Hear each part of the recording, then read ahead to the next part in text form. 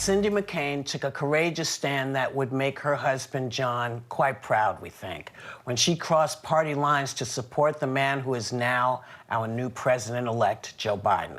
But that's not the only reason why we're fans of hers. We're very happy to welcome back to The View, Cindy McCain. Thank you for coming back, and thank you for everything you've done. You know, we've been talking about our new president, president-elect all morning, and were you knocked out by his speech on Saturday? And were you surprised by what you saw happening in the streets of this country? Well, I'll start with the streets. I was thrilled, like all of you. I saw it at the same time all of you saw when they announced it. And it was moments later people poured into the streets. It's wonderful because we saw not just an outpouring there, but we also saw a voting electorate that turned out en masse. No matter what party you're for, the kinds of voter tallies that we had were amazing, and that's always good for democracy. As far as Vice President, now President-elect Biden, his speech, I expected it. That's the kind of man he is. The kind of speech he gave is just who he is, and the kind of president he will be. So I loved every second of it. I watched it. I actually watched it and then rewatched it online.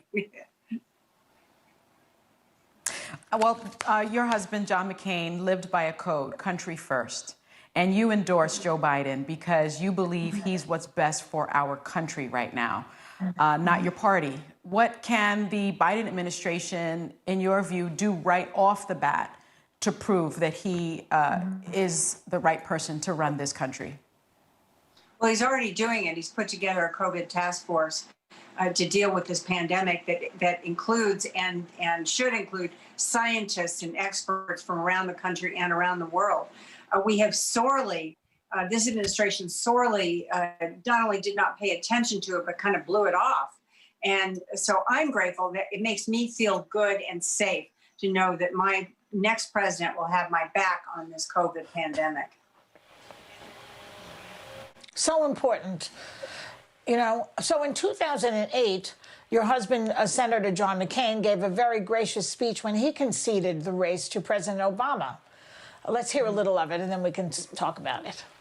I urge all Americans who supported me to join me in not just congratulating him, but offering our next president our goodwill and earnest effort to find ways to come together, to find the necessary compromises, to bridge our differences, and help restore our prosperity, defend our security in a dangerous world, and leave our children and grandchildren a stronger, better country than we inherited. So far, we have not heard any hint of concession from Trump. What do you hope happens in the next few days? Do you think he'll concede? You know, that's probably the $64 question. I would hope that our president would do exactly what is right for this country and concede in a gracious, polite manner. That's what's good for the country, and also asking Republicans to do the same, to help support this president in a new administration and do what's right for the country, not what's right for our party. And I'm hoping, I'm a hopeful person. I pray quite a bit about this. We'll see what happens. Now, President Trump was extremely cruel to your family. How much do you think the unrelenting attacks against your husband's legacy hurt the president with voters? And how do you feel about people crediting your endorsement with why Biden did so well in your home state?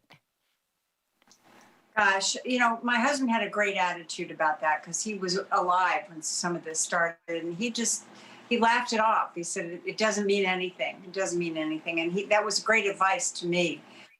What I think happened was not just what my husband's influence, but the fact that this administration has done so poorly on so many different things.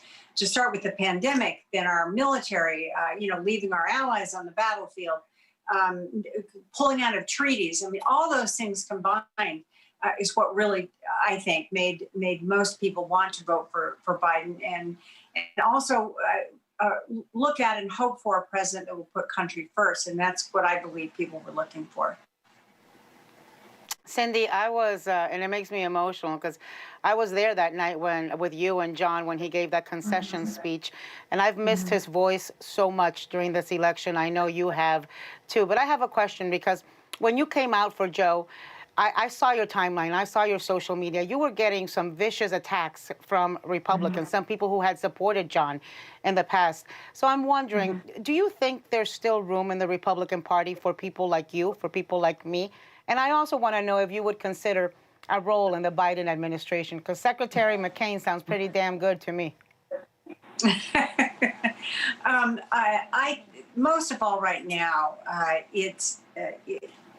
what I want is for this country to be no longer divided, but work together.